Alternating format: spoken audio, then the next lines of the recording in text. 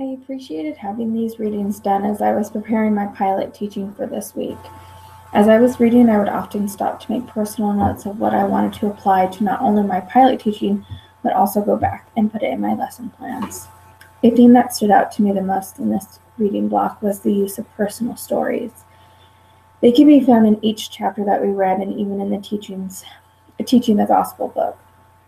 In Chapter 4 of the Family Life Education book, it states, "If we are effective teachers, we will probably include stories to make our instruction more interesting and pertinent.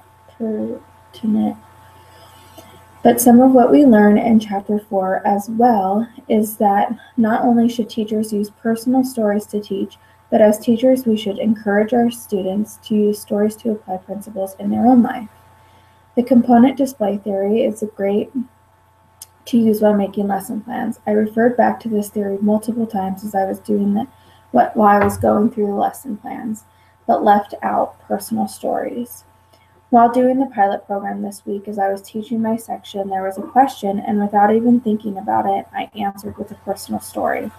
The story was relatable to all audience members, and it helped them make more sense of what was being taught.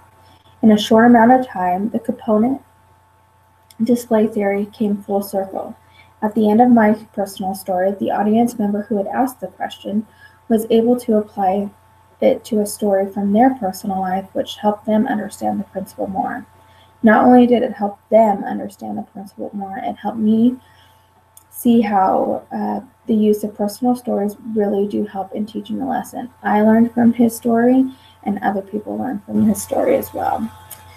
Related to personal stories, I found that personal stories are better for teaching because it is real life. If I were to have made up a story, certain details or emotions could have been left out and learning factors would not have been there. It wouldn't be relatable. We see in the scriptures that there are many personal stories which help us relate the teachings to modern day life. Chapter 4 also states that family life is filled with real-world problems. Family problems tend to be real and personal. This was an important fact to me to remember as I was preparing my lesson plans. I am doing a workshop on money management, and it would be better to use my husband as a student and I'm a student and a stay-at-home mom budget than working with an actor salary. When I was able to apply my poor budget to the scenario, it made me have a connection with my audience members. The real life facts is what they connected to, and they felt more comfortable sharing their real life facts with the rest of us. I think that if I had made up a budget, that people would be embarrassed easily and they wouldn't want to share what their budget looked like. In Chapter 5, we learned about engaging our audiences, and it could not have come at a better time. I had to go to a one-time class, and it was so monotone and the least engaging class that I've ever been to.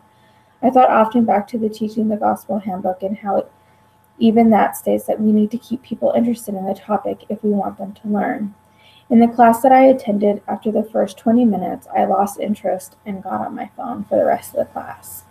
Anything and everything at that point was more interesting than the class itself. There was no relevance to my life, although there could have been. I think a large part of relevance is pointed out through the use of personal stories and participation. When you are unable to engage with other classmates and even the teacher, you are able to apply those principles to your life easier.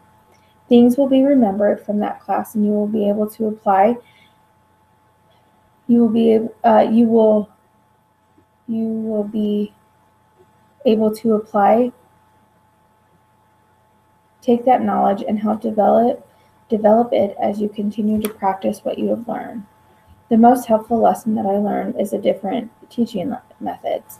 You don't really think about switching up your teaching methods until you think back on classes that you have taken that kept you engaged the entire time. I thought back to my seminary days where I actually looked forward to waking up early every day of my sophomore year. My teacher would start off with a scripture mastery fishbowl. We had to recite or find a certain scripture mastery, and when we finished, we rushed over to our team to send someone else in.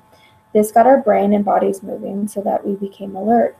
After that, he would start off his lesson, teach a little, and lead us into a discussion. Then he would go back to teaching, and maybe then do something else. It seems like a lot, but as I was doing my lesson plans, I made sure that I kept switching up the activities so that people would stay engaged.